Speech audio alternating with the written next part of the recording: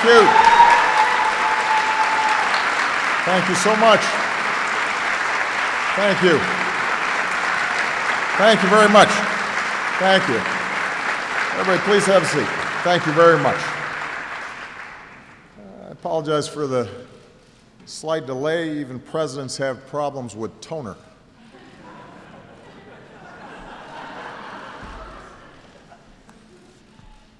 It is a great honor to be back at American University, which has prepared generations of young people for service in public life. I want to thank President Kirwan and the American University family for hosting us here today.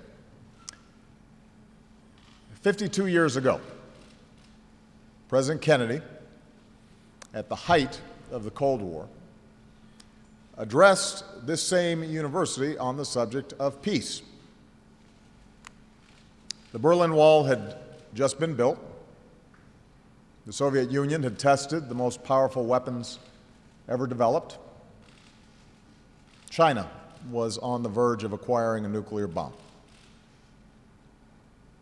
Less than 20 years after the end of World War II, the prospect of nuclear war was all too real.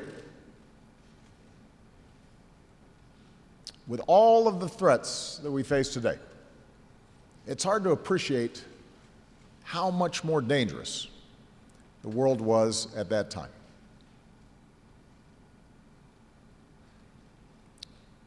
In light of these mounting threats, a number of strategists here in the United States argued that we had to take military action against the Soviets to hasten what they saw as inevitable confrontation. But the young president offered a different vision.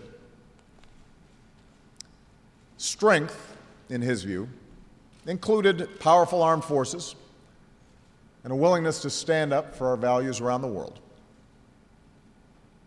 But he rejected the prevailing attitude among some foreign policy circles that equated security with a perpetual war footing. Instead, he promised strong, principled American leadership on behalf of what he called a practical and attainable peace.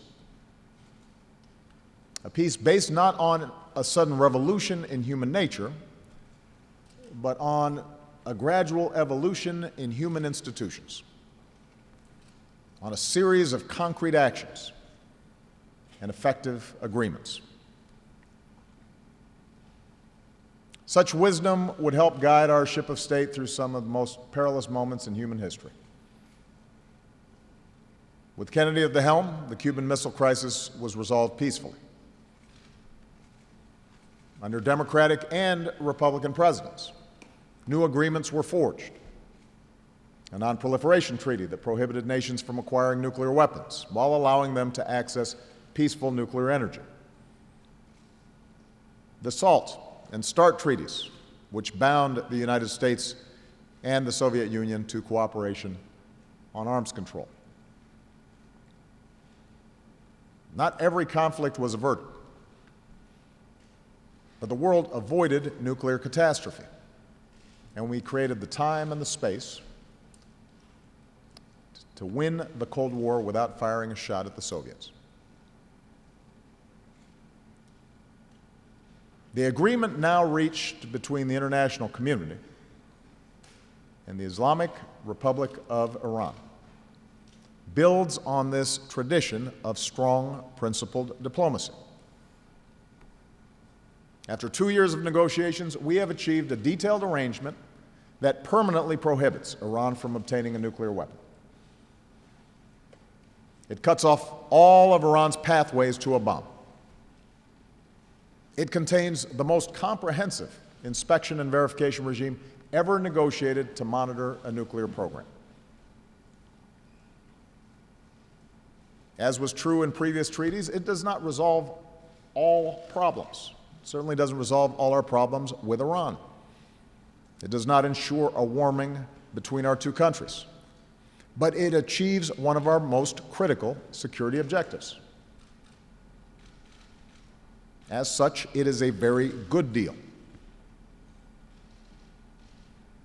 Today, I want to speak to you about this deal and the most consequential foreign policy debate that our country has had since the invasion of Iraq. As Congress decides whether to support this historic diplomatic breakthrough or instead blocks it over the objection of the vast majority of the world. Between now and the congressional vote in September, you are going to hear a lot of arguments against this deal, backed by tens of millions of dollars in advertising. And if the rhetoric in these ads and the accompanying commentary sounds familiar, it should. For many of the same people who argued for the war in Iraq are now making the case against the Iran nuclear deal. Now, when I ran for president 8 years ago as a candidate who had opposed the decision to go to war in Iraq, I said that America didn't just have to end that war. We had to end the mindset that got us there in the first place. It was a mindset characterized by a preference for military action over diplomacy. A mindset that put a premium on unilateral U.S. action over the painstaking work of building international consensus. A mindset that exaggerated threats beyond what the intelligence supported. Leaders did not level with the American people about the costs of war, insisting that we could easily impose our will on a part of the world with a profoundly different culture and history.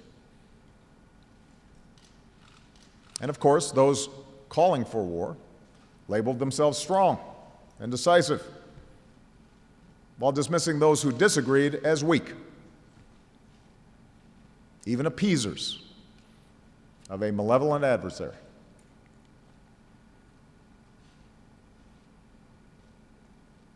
More than a decade later, we still live with the consequences of the decision to invade Iraq. Our troops achieved every mission they were given, but thousands of lives were lost, tens of thousands wounded. That doesn't count the lives lost among Iraqis. Nearly $1 trillion was spent. Today, Iraq remains gripped by sectarian conflict, and the emergence of al-Qaeda in Iraq has now evolved into ISIL. And ironically, the single greatest beneficiary in the region of that war was the Islamic Republic of Iran, which saw its strategic position strengthened by the removal of its long-standing enemy, Saddam Hussein. I raise this recent history because now more than ever, we need clear thinking in our foreign policy. And I raise this history because it bears directly on how we respond to the Iranian nuclear program. That program has been around for decades, dating back to the Shah's efforts, with U.S. support, in the 1960s and 70s to develop nuclear power. The theocracy that overthrew the Shah accelerated the program after the Iran-Iraq War in the 1980s, a war in which Saddam Hussein used chemical weapons to brutal effect. And Iran's nuclear program advanced steadily through the 1990s, despite unilateral U.S. sanctions. When the Bush administration took office, Iran had no centrifuges, the machines necessary to produce material for a bomb, that were spinning to enrich uranium. But despite repeated warnings from the United States government, by the time I took office, Iran had installed several thousand centrifuges and showed no inclination to slow, much less halt, its program. Among U.S. policymakers, there's never been disagreement on the danger posed by an Iranian nuclear bomb. Democrats and Republicans alike have recognized that it would spark an arms race in the world's most unstable region and turn every crisis into a potential nuclear showdown. It would embolden terrorist groups like Hezbollah and pose an unacceptable risk to Israel, which Iranian leaders have repeatedly threatened to destroy. More broadly, it could unravel the global commitment to nonproliferation that the world has done so much to defend. The question then is not whether to prevent Iran from obtaining a nuclear weapon, but how. Even before taking office, I made clear that Iran would not be allowed to acquire a nuclear weapon on my watch. And it's been my policy throughout my presidency to keep all options, including possible military options, on the table to achieve that objective. But I have also made clear my preference for a peaceful diplomatic resolution of the issue. Not just because of the costs of war, but also because a negotiated agreement offered a more effective, verifiable, and durable resolution. And so in 2009, we let the Iranians know that a diplomatic path was available. Iran failed to take that path, and our intelligence community exposed the existence of a covert nuclear facility at Fordow. Now, some have argued that Iran's intransigence showed the futility of negotiations. In fact, it was our very willingness to negotiate that helped America rally the world to our cause and secured international participation in an unprecedented framework of commercial and financial sanctions. Keep in mind, unilateral U.S. sanctions against Iran had been in place for decades, but had failed to pressure Iran to the negotiating table. What made our new approach more effective was our ability to draw upon new UN Security Council resolutions, combining strong enforcement with voluntary agreements from nations like China and India, Japan, and South Korea to reduce their purchases of Iranian oil, as well as the imposition by our European allies of a total oil embargo. Winning this global buy-in was not easy. I know. I was there. In some cases, our partners lost billions of dollars in trade because of their decision to cooperate. But we were able to convince them that absent a diplomatic resolution, the result could be war, with major disruptions to the global economy and even greater instability in the Middle East. In other words, it was diplomacy. Hard, painstaking diplomacy. Not saber-rattling, not tough talk, that ratcheted up the pressure on Iran. With the world now unified beside us, Iran's economy contracted severely and remains about 20% smaller today than it would have otherwise been. No doubt this hardship played a role in Iran's 2013 elections, when the Iranian people elected a new government that promised to improve the economy through engagement with the world. A window had cracked open. Iran came back to the nuclear talks. And after a series of negotiations, Iran agreed with the international community to an interim deal. A deal that rolled back Iran's stockpile of near 20% enriched uranium and froze the progress of its program so that the P5+1, the United States, China, Russia, the United Kingdom, Germany, France, and the European Union, could negotiate a comprehensive deal without the fear that Iran might be stalling for time. Now, let me pause here just to remind everybody that when the interim deal was announced, critics, the same critics we're hearing from now, called it a historic mistake. They insisted Iran would ignore its obligations. They warned that sanctions would unravel. They warned that Iran would receive a windfall to support terrorism. The critics were wrong. the progress of Iran's nuclear program was halted for the first time in a decade. Its stockpile of dangerous materials was reduced. The deployment of its advanced centrifuges was stopped. Inspections did increase. There was no flood of money into Iran, and the architecture of the international sanctions remained in place.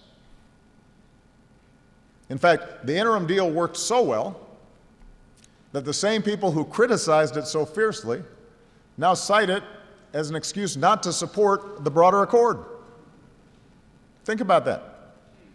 What was once proclaimed as a historic mistake is now held up as a success and a reason to not sign the comprehensive deal.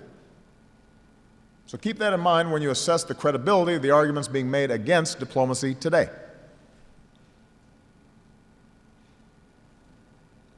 Despite the criticism, we moved ahead to negotiate a more lasting, comprehensive deal. Our diplomats, led by Secretary of State John Kerry, kept our coalition united. Our nuclear experts, including one of the best in the world, Secretary of Energy Ernie Moniz, worked tirelessly on the technical details. In July, we reached a comprehensive plan of action that meets our objectives. Under its terms, Iran is never allowed to build a nuclear weapon.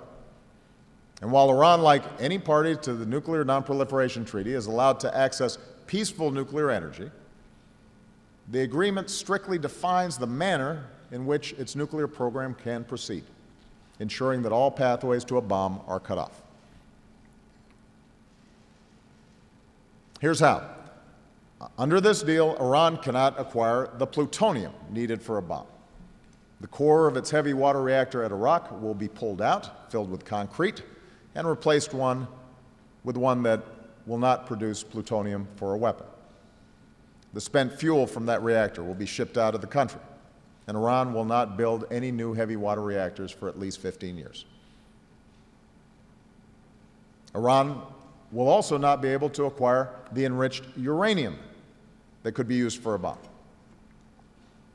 As soon as this deal is implemented, Iran will remove 2/3 of its centrifuges.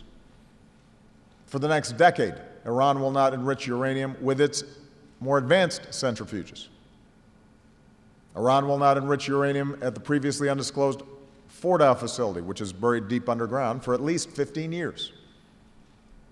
Iran will get rid of 98% of its stockpile of enriched uranium, which is currently enough for up to 10 nuclear bombs, for the next 15 years. Even after those 15 years have passed, Iran will never have the right to use a peaceful program as cover to pursue a weapon. And in fact, this deal shuts off the type of covert path Iran pursued in the past. There will be 24/7 monitoring of Iran's key nuclear facilities. For decades, inspectors will have access to Iran's entire nuclear supply chain, from the uranium mines and mills where they get raw materials to the centrifuge production facilities where they make machines to enrich it. And understand why this is so important.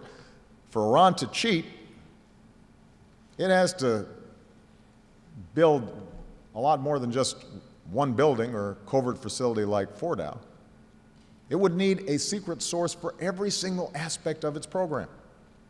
No nation in history has been able to pull off such subterfuge when subjected to such rigorous inspections. And under the terms of the deal, inspectors will have the permanent ability to inspect any suspicious sites in Iran. And finally, Iran has powerful incentives to keep its commitments. Before getting sanctions relief, Iran has to take significant concrete steps, like removing centrifuges and getting rid of its stockpiles. If Iran violates the agreement over the next decade, all of the sanctions can snap back into place. We won't need the support of other members of the UN Security Council. America can trigger snapback on our own. On the other hand, if Iran abides by the deal and its economy begins to reintegrate with the world, the incentive to avoid snapback will only grow. So this deal is not just the best choice among alternatives. This is the strongest non-proliferation agreement ever negotiated. And because this is such a strong deal, every nation in the world that has commented publicly, with the exception of the Israeli government, has expressed support. The United Nations Security Council has unanimously supported it. The majority of arms control and non-proliferation experts support it. Over 100 former ambassadors who served under Republican and Democratic presidents support it. I've had to make a lot of tough calls as president.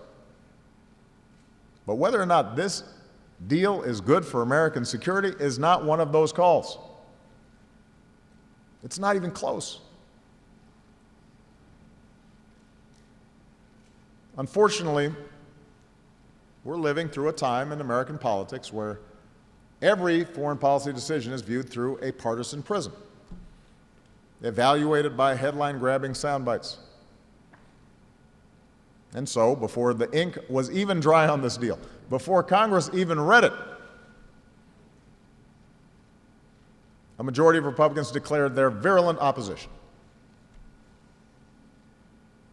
Lobbyists and pundits were suddenly transformed into armchair nuclear scientists, disputing the assessments of experts like Secretary Moniz, challenging his findings, offering multiple and sometimes contradictory arguments about why Congress should reject this deal.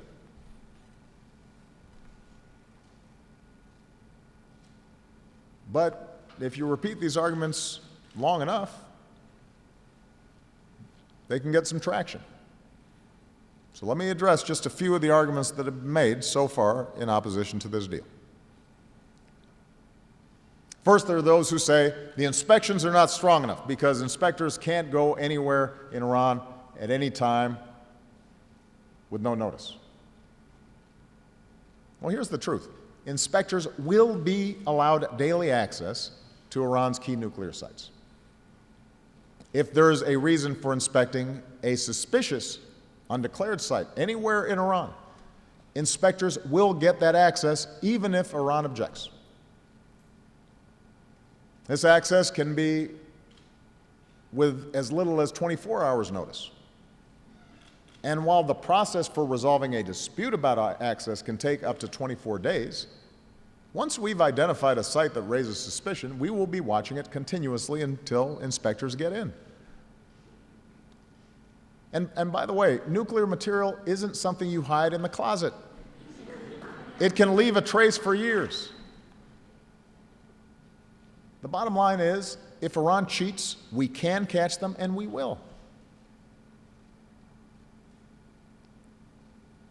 Second, there are those who argue that the deal isn't strong enough because some of the limitations on Iran's civilian nuclear program expire in 15 years. Let me repeat. The prohibition on Iran having a nuclear weapon is permanent. The ban on weapons-related research is permanent. Inspections are permanent. It is true that some of the limitations regarding Iran's peaceful program last only 15 years. But that's how arms control agreements work. The first SALT treaty with the Soviet Union lasted 5 years. The first START treaty lasted 15 years.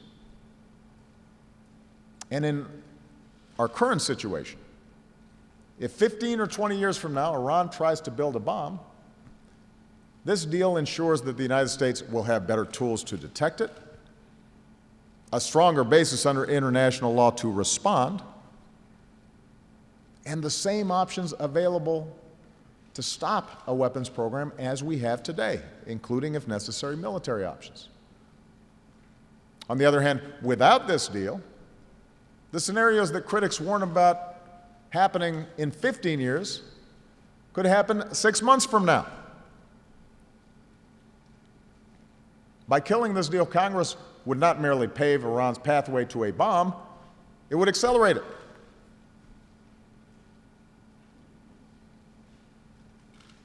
Third, a number of critics say the deal isn't worth it because Iran will get billions of dollars in sanctions relief. Now, let's be clear. The international sanctions were put in place precisely to get Iran to agree to constraints on its program. That's the point of sanctions. Any negotiated agreement with Iran would involve sanctions relief. So an argument against sanctions relief is effectively an argument against any diplomatic resolution of this issue. It is true that if Iran lives up to its commitments, it will gain access to roughly $56 billion of its own money, revenue frozen overseas by other countries. But the notion that this will be a game changer, with all this money funneled into Iran's pernicious activities, misses the reality of Iran's current situation. Partly because of our sanctions, the Iranian government has over $500 billion in urgent requirements, from funding pensions and salaries to paying for crumbling infrastructure. Iran's leaders have raised the expectations of their people that sanctions relief will improve their lives. Even a repressive regime like Iran's cannot completely ignore those expectations.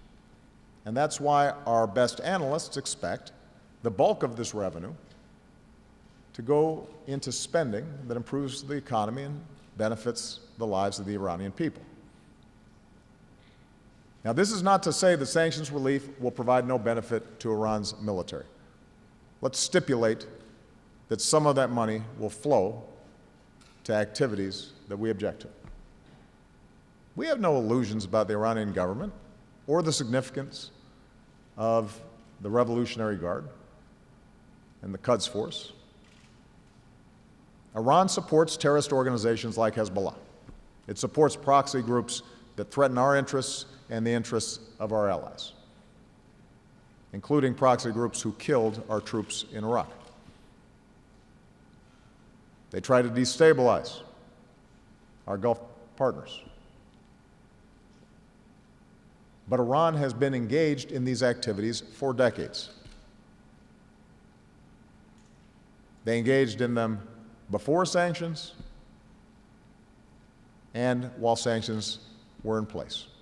In fact, Iran even engaged in these activities in the middle of the Iran-Iraq War, a war that cost them nearly 1 million lives and hundreds of billions of dollars.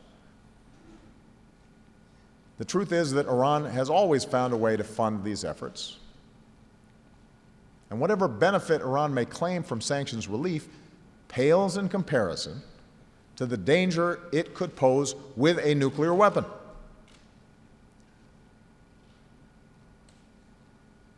Moreover, there's no scenario where sanctions relief turns Iran into the region's dominant power. Iran's defense budget is 8 times smaller than the combined budget of our Gulf allies. Their conventional capabilities will never compare with Israel's, and our commitment to Israel's qualitative military edge helps guarantee that. Over the last several years, Iran has had to spend billions of dollars to support its only ally in the Arab world, Bashar al-Assad, even as he's lost control of huge chunks of his country. And Hezbollah has suffered significant blows on this same battlefield. And Iran, like the rest of the region, is being forced to respond to the threat of ISIL in Iraq. So, contrary to the alarmists who claim that Iran is on the brink of taking over the Middle East or even the world, Iran will remain a regional power with its own set of challenges. The ruling regime is dangerous and it is repressive. We will continue to have sanctions in place on Iran's support for terrorism and violation of human rights. We will continue to insist upon the release of Americans detained unjustly. We will have a lot of differences with the Iranian regime. But if we're serious about confronting Iran's destabilizing activities, it is hard to imagine a worse approach than blocking this deal. Instead, we need to check the behavior that we're concerned about directly by helping our allies in the region strengthen their own capabilities to counter a cyber attack or a ballistic missile, by improving the interdiction of weapons shipments that go to groups like Hezbollah, by training our allies' special forces so that they can more effectively respond to situations like Yemen. All these capabilities will make a difference. We will be in a stronger position to implement them with this deal. And by the way, such a strategy also helps us effectively confront the immediate and lethal threat posed by ISIL.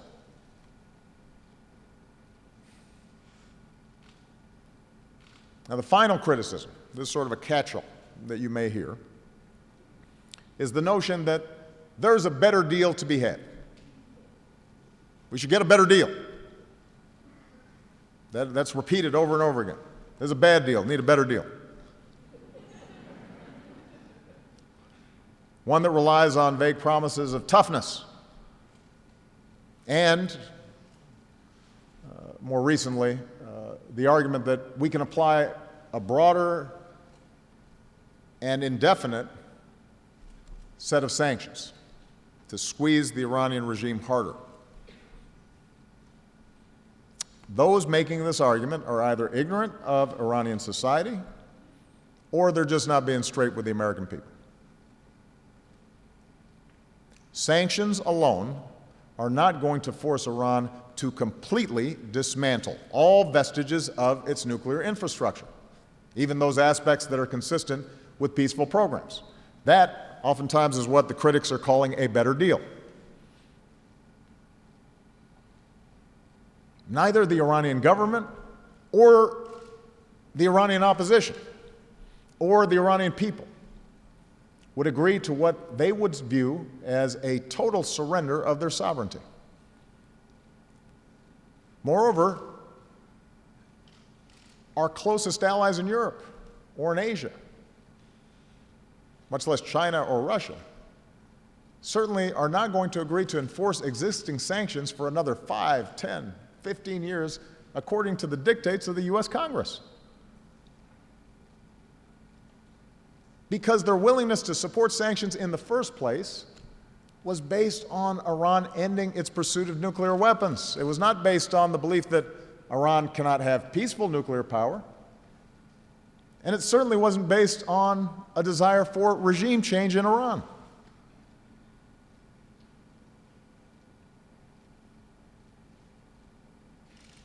As a result, those who say we can just walk away from this deal and maintain sanctions are selling a fantasy.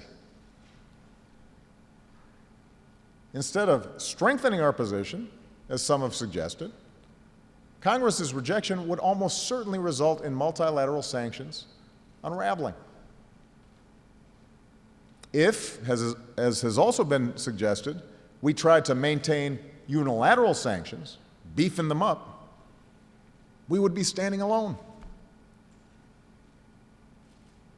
We cannot dictate the foreign, economic, and energy policies of every major power in the world.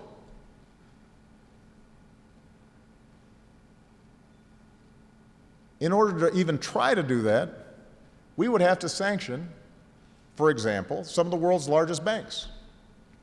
We'd have to cut off countries like China from the American financial system. And since they happen to be major purchasers of our debt, such actions could trigger severe disruptions in our own economy and, by the way, raise questions internationally about the dollar's role as the world's reserve currency.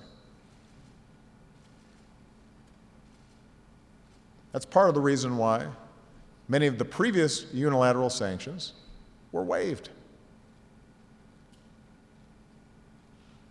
What's more likely to happen, should Congress reject this deal, is that Iran would end up with some form of sanctions relief without having to accept any of the constraints or inspections required by this deal.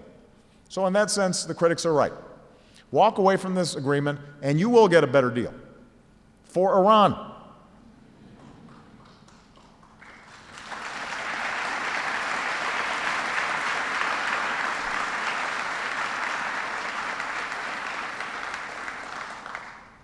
Now, because more sanctions won't produce the results that the critics want, we have to be honest. Congressional rejection of this deal leaves any U.S. administration that is absolutely committed to preventing Iran from getting a nuclear weapon with one option: another war in the Middle East. I say this not to be provocative. I am stating a fact. Without this deal, Iran will be in a position, however tough our rhetoric may be, to steadily advance its capabilities.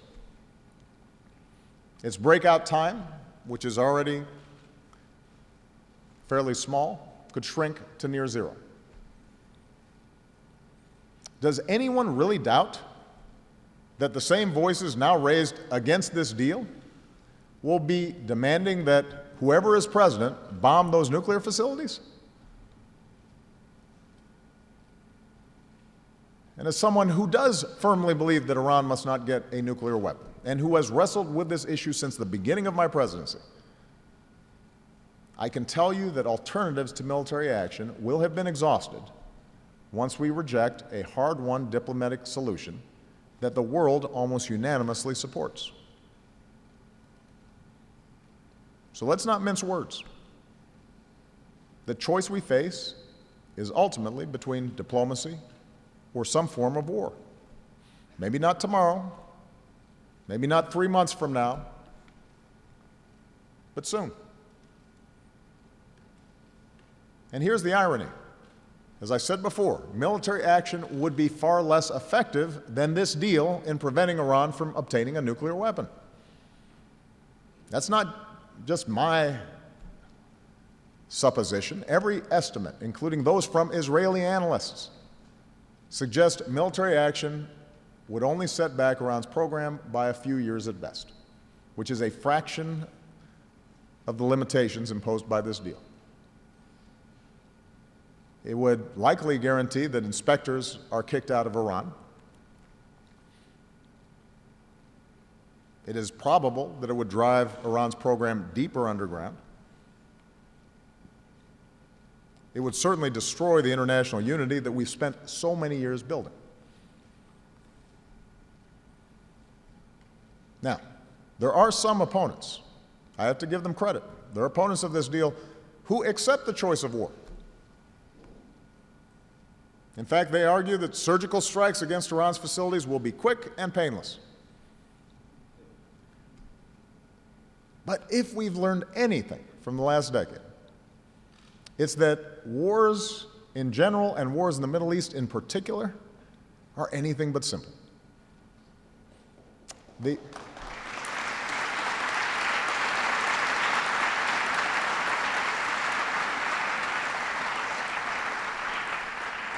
only certainty in war is human suffering, uncertain costs, unintended consequences. We can also be sure that the Americans who bear the heaviest burden are the less than 1% of us, the outstanding men and women who serve in uniform, and not those of us who send them to war.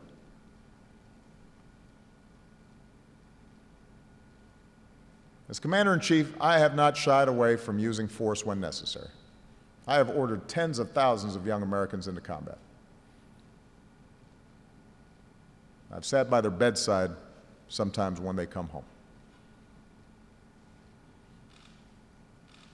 I've ordered military action in 7 countries.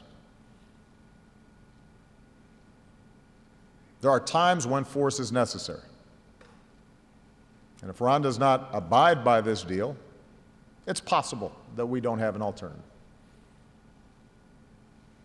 But how can we, in good conscience, justify war before we've tested a diplomatic agreement that achieves our objectives, that has been agreed to by Iran, that is supported by the rest of the world, and that preserves our options if the deal falls short? How could we justify that to our troops? How could we justify that to the world or to future generations?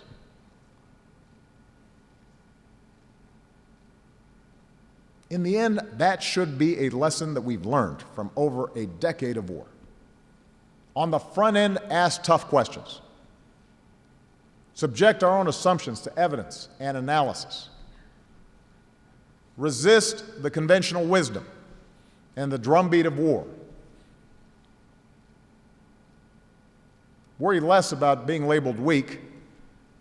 Worry more about getting it right.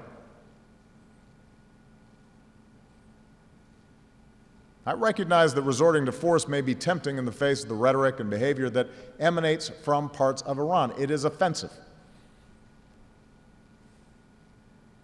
It is incendiary. We do take it seriously. But superpowers should not act impulsively in response to taunts or even provocations that can be addressed short of war. Just because Iranian hardliners chant "death to America" does not mean that that's what all Iranians believe. In fact, it's those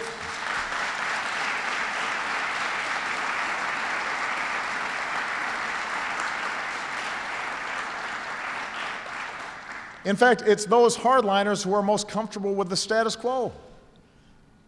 It's those hardliners chanting "death to America" who've been most opposed to the deal.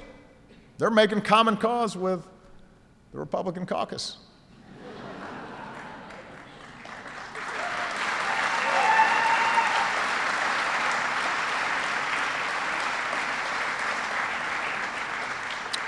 The majority of the Iranian people have powerful incentives to urge their government to move in a different, less provocative direction. Incentives that are strengthened by this deal. We should offer them that chance. We should give them that opportunity. It's not guaranteed to succeed. But if they take it, that would be good for Iran, it would be good for the United States, it would be good for a region that has known too much conflict, it would be good for the world. And if Iran does not move in that direction, if Iran violates this deal, we will have ample ability to respond. You know, the agreements pursued by Kennedy and Reagan with the Soviet Union, those agreements, those treaties involved America accepting significant constraints on our arsenal. As such, they were riskier. This agreement involves no such constraints. The defense budget of the United States is more than $600 billion. To repeat, Iran's is about $15 billion. Our military remains the ultimate backstop to any security agreement that we make. I have stated that Iran will never be allowed to obtain a nuclear weapon. I have done what is necessary to make sure our military options are real. And I have no doubt that any president who follows me will take the same position.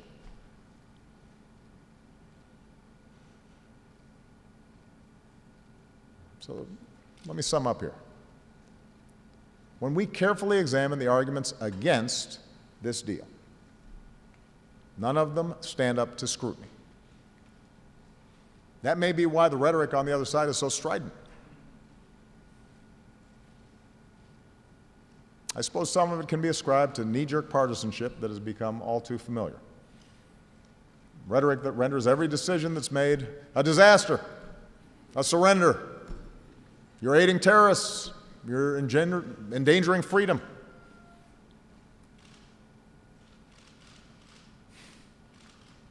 On the other hand, I do think it's important to acknowledge another more understandable motivation behind the opposition to this deal, or at least skepticism to this deal. And that is a sincere affinity for our friend and ally Israel. An affinity that, as someone who has been a stalwart friend to Israel throughout my career, I deeply share. When the Israeli government is opposed to something, people in the United States take notice, and they should. No one can blame Israelis for having a deep skepticism about any dealings with a government like Iran's. which includes leaders who've denied the Holocaust, embrace an ideology of anti-Semitism, facilitate the flow of rockets that are arrayed on Israel's borders, are pointed at Tel Aviv. In such a dangerous neighborhood, Israel has to be vigilant. And it rightly insists that it cannot depend on any other country, even its great friend, the United States, for its own security. So we have to take seriously concerns in Israel. But the fact is, partly due to American military and intelligence assistance, which my administration has provided at unprecedented levels, Israel can defend itself against any conventional danger, whether from Iran directly or from its proxies. On the other hand, a nuclear-armed Iran changes that equation. And that's why this deal ultimately must be judged by what it achieves on the central goal of preventing Iran from obtaining a nuclear weapon. This deal does exactly that. I say this as someone who has done more than any other president to strengthen Israel's security. And I have made clear to the Israeli government that we are prepared to discuss how we can deepen that cooperation even further. Already we've held talks with Israel on concluding another 10-year plan for U.S. security assistance to Israel. We can enhance support for areas like missile defense, information sharing, interdiction, all to help meet Israel's pressing security needs, and to provide a hedge against any additional activities that Iran may engage in as a consequence of sanctions relief. But I have also listened to the Israeli security establishment, which warned of the danger posed by a nuclear-armed Iran for decades. In fact, they helped develop many of the ideas that ultimately led to this deal. So to friends of Israel and to the Israeli people, I say this: a nuclear-armed Iran is far more dangerous to Israel, to America, and to the world than an Iran that benefits from sanctions relief. I recognize that Prime Minister Netanyahu disagrees strongly. I do not doubt his sincerity. But I believe he is wrong. I believe the facts support this deal. I believe they are in America's interest and Israel's interest. And as President of the United States, it would be an obligation of my constitutional duty to act against my best judgment, simply because it causes temporary friction with a dear friend and ally. I do not believe that would be the right thing to do for the United States. I do not believe it would be the right thing to do for Israel.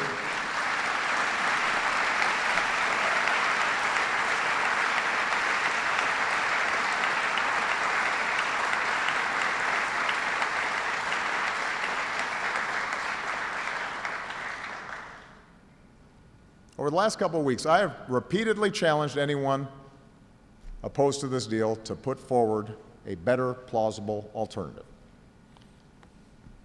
I have yet to hear one.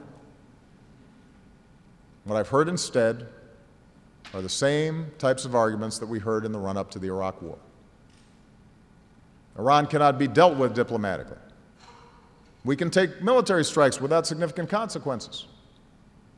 We shouldn't worry about what the rest of the world thinks, because once we act, everyone will fall in line. Tougher talk, more military threats will force Iran into submission. We can get a better deal.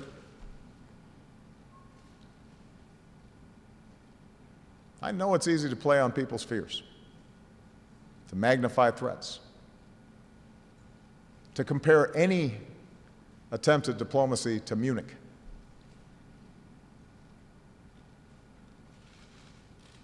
But none of these arguments hold up. They didn't back in 2002 and 2003. They shouldn't now.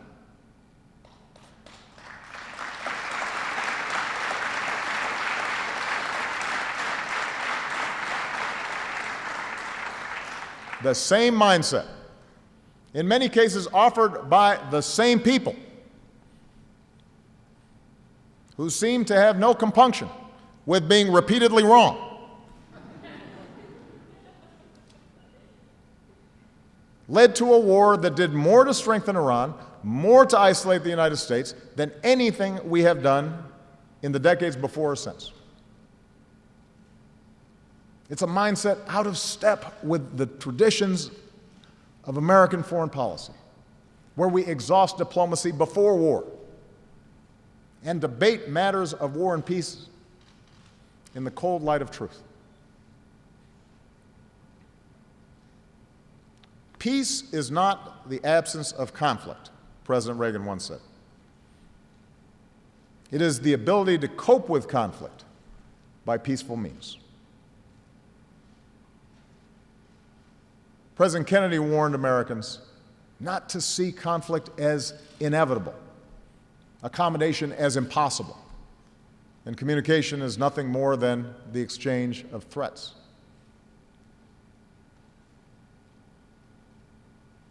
It is time to apply such wisdom. The deal before us doesn't bet on Iran changing. It doesn't require trust. It verifies and requires Iran to forsake a nuclear weapon. Just as we struck agreements with the Soviet Union at a time when they were threatening our allies, arming proxies against us, proclaiming their commitment to destroy our way of life, and had nuclear weapons pointed at all of our major cities, a genuine existential threat.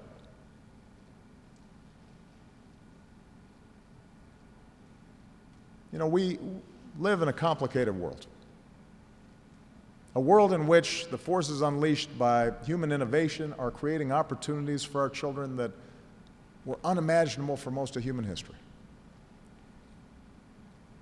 It is also a world of persistent threats, a world in which mass violence and cruelty is all too common, and human innovation risks the destruction of all that we hold dear. In this world, the United States of America remains the most powerful nation on earth. And I believe that we will remain such for decades to come. But we are one nation among many. And what separates us from the empires of old, what has made us exceptional, is not the mere fact of our military might. Since World War II, the deadliest war in human history, we have used our power to try to bind nations together in a system of international law. We have led an evolution of those human institutions President Kennedy spoke about to prevent the spread of deadly weapons, to uphold peace and security, and promote human progress. We now have the opportunity to build on that progress. We've built a coalition and held it together through sanctions and negotiations, and now we have before us a solution that prevents Iran from obtaining a nuclear weapon without resorting to war. As Americans, we should be proud of this achievement. And as members of Congress reflect on their pending decision, I urge them to set aside political concerns, shut out the noise, consider the stakes involved with the vote that you will cast. If Congress kills this deal, we will lose more than just constraints on Iran's nuclear program or the sanctions we have painstakingly built. We will have lost something more precious: America's credibility as a leader of diplomacy, America's credibility as the anchor of the international system. John F. Kennedy cautioned here more than 50 years ago at this university that the pursuit of peace is not as dramatic as the pursuit of war. But it's so very important. It is surely the pursuit of peace that is most needed in this world so full of strife. My fellow Americans, contact your representatives in Congress. Remind them of who we are. Remind them of what is best in us and what we stand for, so that we can leave behind a world that is more secure and more peaceful for our children. Thank you very much.